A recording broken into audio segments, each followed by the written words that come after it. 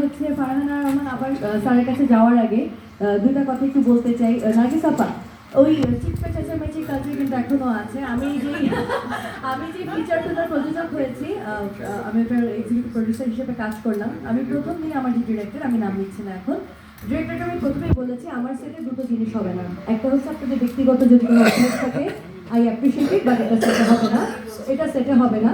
আরেকটা যেটা করা যাবে না সেটা হচ্ছে আমার সেটে কখনো চেঁচামেচি করা যাবে না, কারণ আমরা এখানে কাজ করতে এসেছি, কেউ কাউকে ডমিনেট করতে এসেছি। আমরা যারা কাজ করতে পারি আমরা কাজ করে চলে যাব।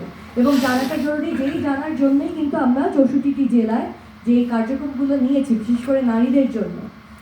ফারহানা স্যারের কাছে যাওয়ার আগে আমি একটু ছোট্ট করে বলি, যেই কাজটা নিয়ে আমরা খুব কাজ করছি সেটা হচ্ছে আমরা কিন্তু সেরিব্রাল ইকুইটি নিয়ে কথা বলি, মেধা ভিত্তিক যে সম অধিকার সেটার কথা বলি। আমরা অবশ্যই পেশাভিত্তিক সম অধিকারের কথা আমরা বলি না।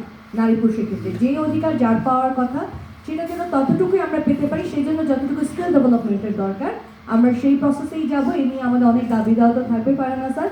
আমরা চলে যাব ফিল্ম আর্কাইভের পরিচালক ফারহানা রহমান স্যারের কাছে এবং আপনার কাছে, যেটা আমি জানি আপনি অলরেডি অনেক কিছু টুকে রেখেছেন, কিন্তু যেটা আমরা জানতে চাই সেটা হচ্ছে যে আমরা একসাথে কিভাবে পথ চলতে পারি সমান্তরালভাবে। ধন্যবাদ। শুভ বিকেল, বিকেল তো হয়ে গেল, শুভ বিকেল।